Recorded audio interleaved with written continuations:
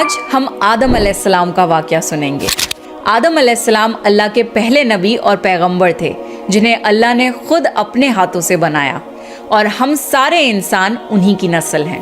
تو چلیے شروع کرتے ہیں with the real life story of Prophet آدم علیہ السلام۔ سورہ بقرہ میں اللہ نے آدم علیہ السلام کا ذکر کیا ہے۔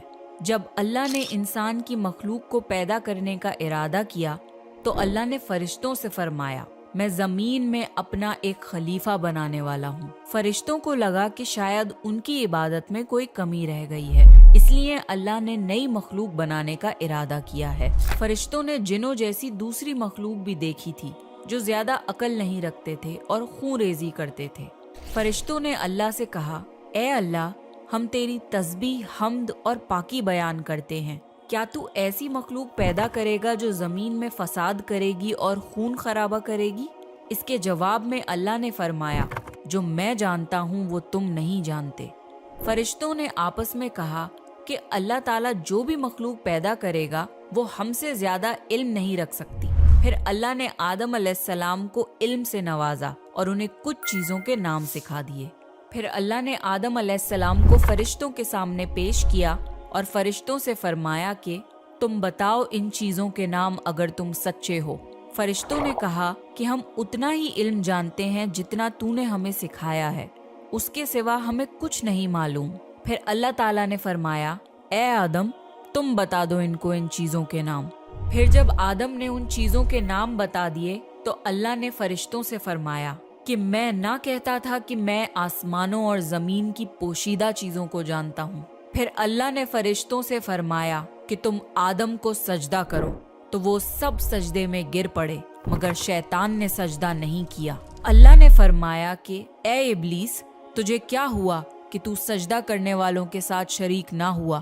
شیطان نے تکبر میں کہا کہ میں ایسا نہیں ہوں کہ انسان کو سجدہ کروں جسے تو نے کھنکھناتے ہوئے سڑے ہوئے گارے کی مٹی سے بنایا ہے۔ میں اس سے بہتر ہوں، تو نے مجھے آگ سے پیدا کیا اور اسے مٹی سے پیدا کیا ہے۔ اللہ نے شیطان سے فرمایا، یہاں سے نکل جا، تو مردود ہے اور تجھ پر قیامت کے دن تک لعنت برسے گی۔ شیطان نے کہا، مجھے قیامت تک مہلت دے۔ اللہ نے فرمایا کہ تجھ کو مہلت ہے۔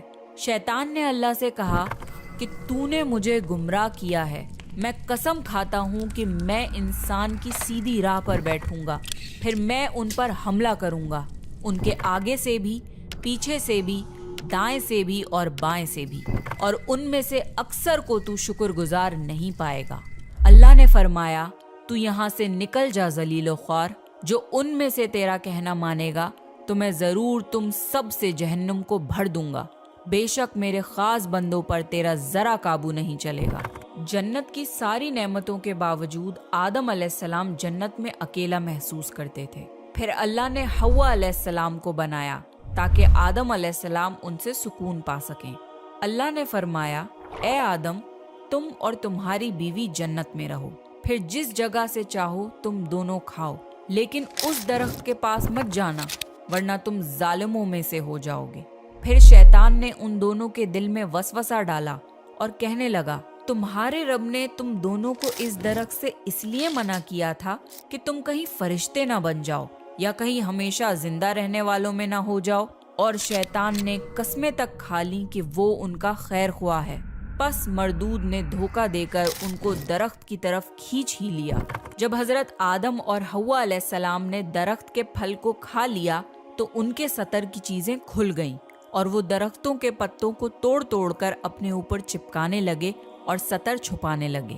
پھر اللہ نے ان کو پکارا اور فرمایا، کیا میں تم دونوں کو اس درخت سے منع نہ کر چکا تھا اور یہ نہ کہہ چکا تھا کہ شیطان تمہارا کھلا دشمن ہے؟ حضرت آدم اور حوا علیہ السلام نے کہا کہ اے ہمارے رب، ہم نے اپنے اوپر ظلم کیا، اور اگر آپ ہمیں نہ بخشیں گے اور ہم پہ رحم نہ فرمائیں گے تو پھر ہم تو ضرور تباہ ہو جائیں گے۔ اللہ نے فرمایا کہ تم سب جنت سے نیچے اتر جاؤ، اب سے تم ایک دوسرے کے دشمن ہو، اور تمہارے لیے زمین پر رہنے کی جگہ ہے اور ایک مدت تک نفع حاصل کرنا۔ اب تم کو وہیں زندگی گزارنی ہے اور وہیں مرنا ہے اور وہیں پھر سے پیدا ہونا ہے۔ دنیا میں آنے کے بعد آدم علیہ السلام نے اللہ سے 40 سال تک معافی مانگی۔ پھر اللہ نے آدم علیہ السلام پہ رحم کھا کے انہیں معاف کر دیا اور فرمایا کہ تم اور تمہاری اولاد دنیا میں رہو، اور یہ بات یاد رکھو کہ جب میری طرف سے کوئی نبی ہدایت لے کر تمہارے پاس آئے تو تم اس کا کہنا ماننا، اور جو لوگ میرے نبیوں کی بات کو نہیں مانیں گے اور ہماری آیتوں کو جھٹلائیں گے وہ دوزخ میں جائیں گے اور ہمیشہ اسی میں رہیں گے۔ پھر حضرت آدم اور حوا علیہ السلام دنیا میں رہنے لگے، انہی سے انسانوں کی نسل شروع ہوئی۔ آدم علیہ السلام تقریباً 900 سال زندہ رہ کر وفات پا گئے۔ قرآن کے اس واقعے سے ہمیں یہ ہدایت ملتی ہے کہ جب شیطان نے غلطی کی تو اس نے معافی مانگنے کی بجائے تکبر کیا اور اللہ کو ہی اپنی گمراہی کا الزام دیا۔ پر جب آدم علیہ السلام سے غلطی ہوئی تو انہوں نے اپنی غلطی مانی اور فوراً توبہ کری، اور تب تک معافی مانگتے رہے جب تک اللہ کو راضی نہ کر لیا۔ آدم علیہ السلام کی سنت یہ ہے کہ جب انسان سے غلطی ہو جائے تو وہ اللہ سے اپنے گناہوں کی معافی مانگے اور اپنے رب کو منا لے۔ بے شک اللہ بہت معاف کرنے والا، بڑا مہربان ہے۔